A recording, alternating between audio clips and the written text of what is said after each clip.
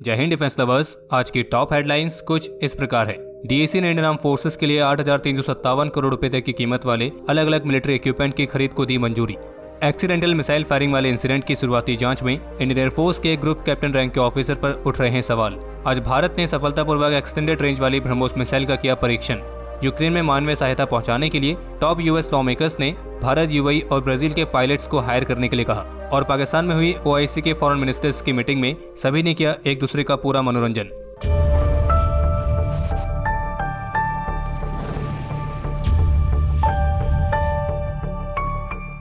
आज की वीडियो शुरू करने से पहले आज शहीद दिवस के अवसर पर हमारी तरफ से भारत माता के अमर वीर सपूत भगत सिंह, राजगुरु और सुखदेव को कोटि कोटि नमन। और हमारी मातृभूमि के लिए अपने जीवन का सर्वोच्च बलिदान देने वाले भारत माँ के इन सभी वीर सपूतों के लिए ये देश हमेशा इनका ऋणी रहेगा। तो जैसे कि पिछले डिफेंस अपडेट में हमने आपको बताया था, उसी के अनुसार पीटीआई न्यूज एजेंसी की तरफ से रिपोर्ट जारी करके इस बात को कंफर्म किया गया है कि रक्षा मंत्री श्री राजनाथ सिंह की अध्यक्षता में डीएसी की तरफ से इंडियन आर्म फोर्सेस के ऑपरेशन रेडीनेस को और बढ़ाने के लिए 8,357 करोड़ रुपीस तक के कैपिटल एक्विजिशन प्रपोजल्स को मंजूरी दी गई है। और इसके तहत कई सारे मिलिट्री इक्विपमेंट और सिस्टम्स की खरीद के लिए एक्सेप्टेंस ऑफ नेसेसिटी यानी कि AON को मंजूर किया गया है, जिसमें night sites, light vehicles, GS 4x4, air defence, fire control radar और GSAT-7B सैटेलाइट जैसी खरीद भी शामिल हैं। और बाकी जैसे पहले बताया गया है कि जो GSAT-7B सैटेलाइट होगी ये इंडियन आर्मी की कम्युनिकेशन रिक्वायरमेंट्स को पूरा करेगी। और इन सब में सबसे अच्छी बात यह है कि जितने भी प्रस्ताव हैं तो इन्हें बाय इंडियन कैटेगरी के तहत अप्रूव किया गया है, यानी कि इसमें जितने भी सिस्टम्स की खरीद होने वाली है तो उन्हें भारत में ही स्वदेशी तौर पर डिजाइन, डेवलप और मैन्युफैक्चर किया जाएगा। और इन सबके अलावा डीएसी ने आईडेक्स के लिए भी ₹380.43 करोड़ रुपीस तक की कीमत वाले 14 अलग अलग आइटम्स की खरीद को भी मंजूरी दी है। और भारत के स्टार्टअप्स और MSMEs को बढ़ावा देने के उद्देश्य के साथ आईडेक्स से खरीद के लिए डीएसी ने एक नए सिंप्लीफाइड प्रोसीजर को अप्रूव किया है, ताकि जो भी खरीद प्रक्रिया हो वो फास्ट ट्रैक बेसिस पर हो।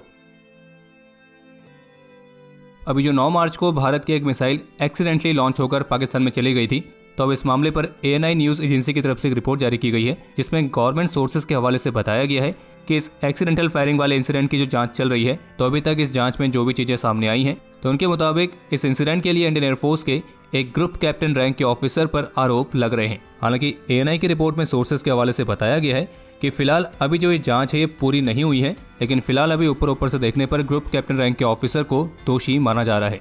और रिपोर्ट्स के मुताबिक इस मामले की जो डिटेल्ड इन्वेस्टिगेशन है तो वो एयरफोर्स हेडक्वार्टर से एक एयर वाइस मार्शल रैंक के ऑफिसर के नेतृत्व में हो रही है। और सोर्सेज का कहना है कि जिस ग्रुप कैप्टन रैंक के ऑफिसर पर ये आरोप लग रहे हैं तो वो ऑफिसर जब ये एक्सीडेंटल फायरिंग वाला मामला हुआ तब उस समय वो मिसाइल सिस्टम की मोबाइल कमांड पोस्ट का इंचार्ज था। और ये भी कहा गया कि ये इंसिडेंट होम बेस में कमांड एयर स्टाफ इंस्पेक्शन के दौरान हुआ था। पर जैसे कि कहा गया कि ये जांच अभी पूरी तरीके से कंप्लीट नहीं हुई है और जो फाइनल डिटेल्स हैं वो अभी आनी बाकी हैं। बाकी सोर्सेज का कहना है कि इस इन्वेस्टिगेशन को टाइम बाउंड मैनर में फाइनलाइज किया जाएगा।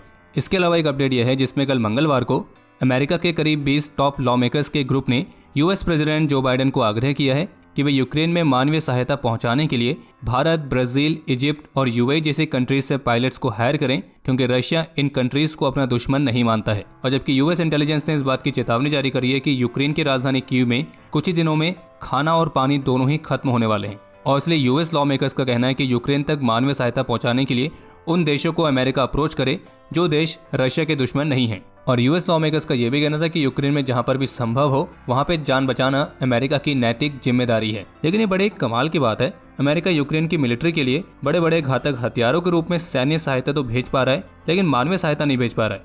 आपको नहीं लगता कि ये मामला कुछ अजीब सा है? बाकी अमेरिकन लॉ मेकर्स के भारत, ब्राजील और यूएई जैसी कंट्री से पायलट्स को हायर करने वाला जो प्रस्ताव है, इस पर आपके जो भी विचार हैं, हमें पता है कि बहुत से विचार आपके मन में आ रहे होंगे, तो आप कमेंट सेक्शन में उन्हें शेयर कर सकते हैं।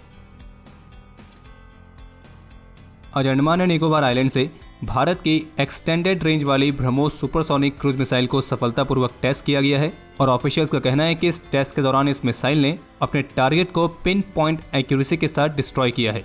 और इस सफल टेस्ट के लिए इंडियन एयरफोर्स चीफ की तरफ से बधाई दी गई है। और आपको ये भी बता दें कि Indian air force chief air chief marshal VR Chaudhary operation preparedness की समीक्षा के लिए अंडमान एंड निकोबार आइलैंड में ही हैं। और बाकी फिलहाल अभी जिस समय हमें वीडियो रिकॉर्ड कर रहे हैं तो अभी तक इस टेस्ट के बारे में और कोई ज़्यादा जानकारी सामने नहीं आई है। पर जैसे आज के इस टेस्ट पर कोई बड़ा अपडेट आता है तो हमारे डिफेंस अपडेट के माध्यम से आपको उसकी जानकारी तो मिल ही जाएगी। लेकिन अगर आपको जानकारी और भी तेजी से चाहिए तो उसके लिए हमारे ऑफिशियल टेलीग्राम चैनल से जुड़ना ना भूलें, जिसका लिंक आपको वीडियो के डिस्क्रिप्शन में मिल जाएगा।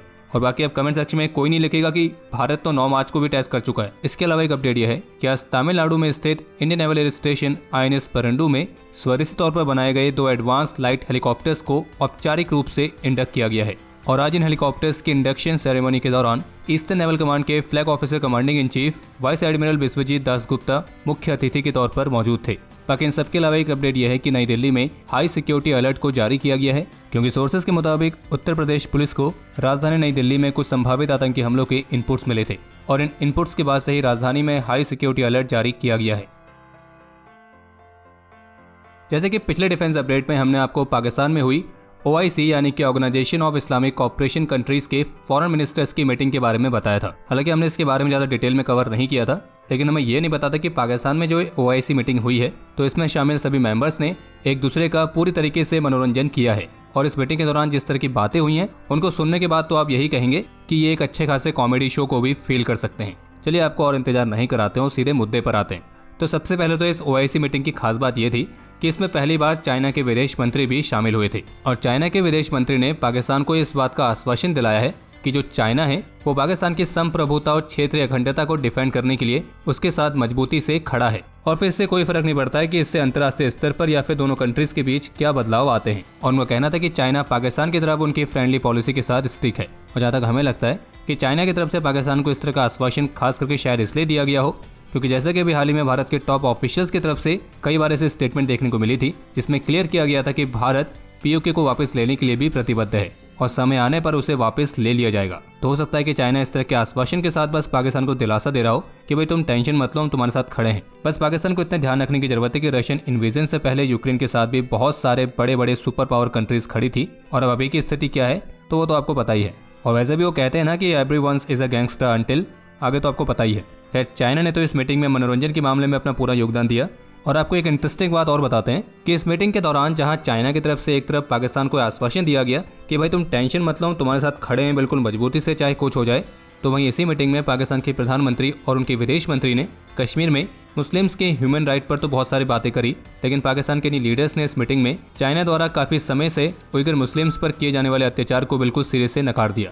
और सिंगजियांग जहाँ पे सच में उइगर मुस्लिम्स के मानवाधिकारों का चाइना काफी समय से उल्लंघन करता आ रहा है, तो उसके बावजूद भी पाकिस्तान के प्रधानमंत्री चाइना की पॉलिसी के साथ हैं और उनकी इतनी हिम्मत नहीं हो पा रही कि वो चाइना के खिलाफ उइगर मुस्लिम्स पर होने वाले अत्याचार पर बोल सके, क्योंकि उन्हें पता है कि अगर वो बोलेंगे तो चाइना खर्चा पानी बंद कर देगा। और बाकी इस मीटिंग के दौरान पाकिस्तान और OIC ने जम्मू कश्मीर से आर्टिकल 370 हटाए जाने वाले भारत के फैसले को इलीगल बताया है। मतलब ये कुछ ऐसा कि जैसे कि ये चाह रहे हो कि भारत को हमसे पूछना चाहिए था कि आर्टिकल 370 हटाना है या नहीं हटाना है, अपने मन से कैसे हटा लिया। और इतना काफी नहीं था कि पाकिस्तान ऑक्यूपाइड कश्मीर के सो कॉल्ड प्रेसिडेंट ने OIC को आग्रह किया है कि वो भारत पर इकोनॉमिक सैंक्शंस लगा दे। मतलब आप खुद ही बताओ कुछ सेंस बनता है इस बात का। और हाँ, आप में से जो अगर कोई ये चौंक रहा है कि POK में प्रेसिडेंट भी है, तो आपको बता दें कि POK के प्रेसिडेंट का कुछ वैसा ही है जैसे कि चाइना का खुद को शांतिप्रिय देश बताना। बाकी आप हमें कमेंट सेक्शन में लिख के जरूर बताना कि OIC मीटिंग में हुई इन सारी मनोरंजन भरी बातों में आपको सबसे ज्यादा मजा कौन सी बात में आया। और अगर हम अपनी बात करें तो हमें तो सबसे ज्यादा मजा आया POK के सो कॉल्ड प्रेसिडेंट के भारत पर इकोनॉमिक सैंक्शंस लगाने वाले आग्रह पे। आज यूक्रेन और रशिया के कॉन्फ्लिक्ट का 28वां दिन है और इससे जुड़े जो कुछ मेजर अपडेट सामने आए हैं वो कुछ इस प्रकार है कि यूक्रेन के राष्ट्रपति ने फ्रेंच पार्लियामेंट को संबोधित करते हुए फ्रेंच कंपनी से रशिया को छोड़ने का आह्वान किया है। इसके अलावा नेटो चीफ की तरफ से कहा गया है कि चाइना रशिया को एक बड़े और खुले झूठ के साथ राजनीतिक समर्थन दे रहा है। और ये भी कहा गया कि नेटो एलाइज यूक्रेन को किसी भी न्यूक्लियर या केमिकल थ्रेट के खिलाफ एडिशनल सपोर्ट देने के लिए भी सहमत है। इसके अलावा जब तक रशिया यूक्रेन में सीज फायर के लिए सहमत नहीं हो जाता है और यूक्रेन के साथ उसका जो भी विवाद है उसका शांतिपूर्ण तरीके से समाधान नहीं निकालता है, तब तक के लिए UN की लेबर एजेंसी ने रशिया के साथ अपने कॉपरेशन को सस्पेंड कर दिया है। वहीं इसके अलावा रशिया के राष्ट्रपति व्लादिमीर पुतिन की तरफ से कहा गया है कि जो भी अनफ्रेंडली कंट्रीज हैं तो उनको गैस डिलीवर करने के लिए रशिया केवल रूबल्स में ही पेमेंट को एक्सेप्ट करेगा।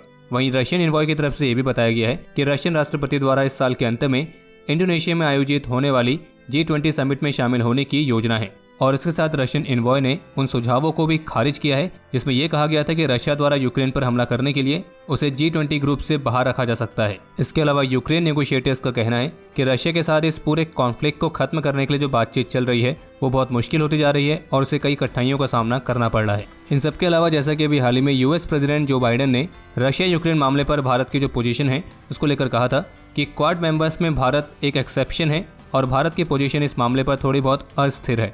बाकी यूएस प्रेसिडेंट की स्टेटमेंट के बाद अब यूएस स्टेट डिपार्टमेंट के प्रवक्ता की तरफ से एक बयान आया है जिस पर उन्होंने इस बात पर जोर दिया है कि इंडो पैसिफिक क्वाड पॉलिसी का सबसे महत्वपूर्ण हिस्सा है और इस शेयर्ड विजन में भारत एक बहुत ही महत्वपूर्ण भूमिका निभाता है। और एएनआई के सवाल के जवाब में उनका यह भी कहना था कि जब बात आती है शेयर्ड इंटरेस्ट की तो हम भारत के पार्टनर हैं, लेकिन जब बात आती है वैल्यूज की तो हम एक फ्री और ओपन इंडो पैसिफिक रिलेशनशिप को शेयर करते हैं और हमने डिफेंस और सिक्योरिटी के टर्म्स पर ही इस रिलेशनशिप में इन्वेस्ट किया है। और इसलिए भारत रशिया के ऐतिहासिक संबंधों के बावजूद अब हम भारत के लिए उनकी पसंद के भागीदार हैं, जैसा कि दुनिया भर में हमारे कई साझेदार और सहयोगी हैं। और बाकी उन्होंने ये भी क्लियर कर ही दिया कि क्वाड के मामले में भी भारत एक बेहद ही इंपॉर्टेंट और एसेंशियल पार्टनर है। और इन सबके अलावा एक बेहद ही इंटरेस्टिंग अपडेट और सामने आया है जिसमें यूएस एयरफोर्स में सर्व करने वाले इंडियन ओरिजिन के एक एयरमैन जिनका नाम है दर्शन शाह, तो उन्हें यूएस एयरफोर्स ने ड्यूटी को परफॉर्म करते हुए तिलक लगाने की मंजूरी दे दी है।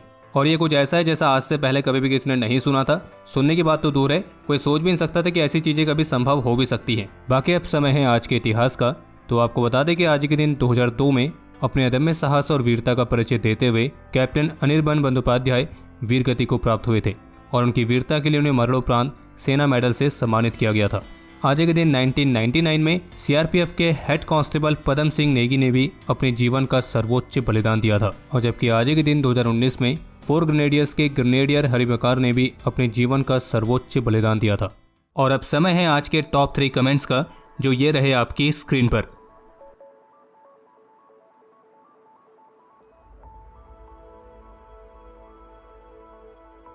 तो हमारे आज के इस एपिसोड के लिए इतना ही। उम्मीद है आपको एपिसोड पसंद आया होगा।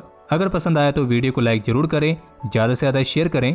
इस वीडियो को लेकर कोई भी सुझाव हो, सवाल हो, उसके लिए कमेंट सेक्शन ओपन है। और अगर आपने चैनल को सब्सक्राइब नहीं किया है तो सब्सक्राइब करना ना भूलें।